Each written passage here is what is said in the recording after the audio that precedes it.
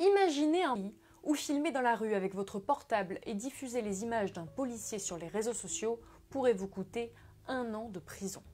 Imaginez une loi qui vous interdirait de filmer la police tout en lui donnant à elle la possibilité de filmer tous les citoyens grâce à de nouveaux moyens technologiques. Ce n'est pas un épisode de Black Mirror, mais bien une proposition de loi issue de La République En Marche.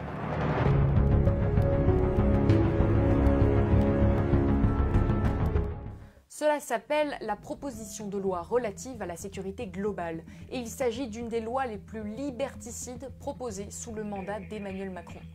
Une attaque inédite contre la liberté d'expression en France et contre nos droits démocratiques.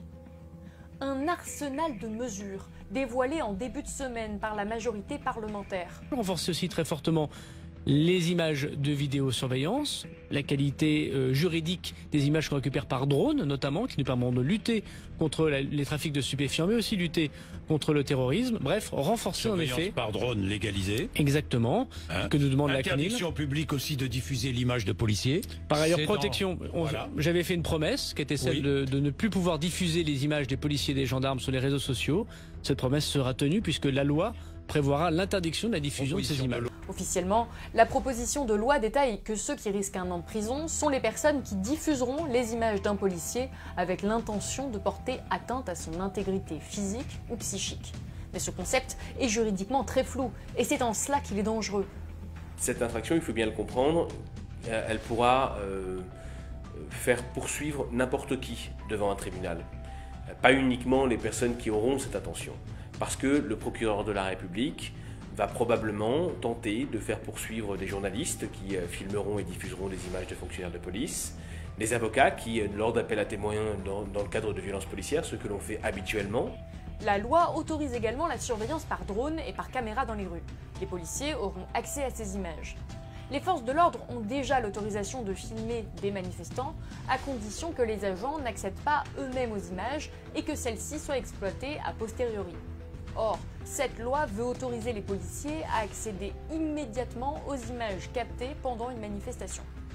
Pour l'association La Quadrature du Net, cette disposition permettra de renseigner immédiatement les agents de terrain sur l'identité des individus qu'ils voient pendant une manifestation grâce à des logiciels de reconnaissance faciale.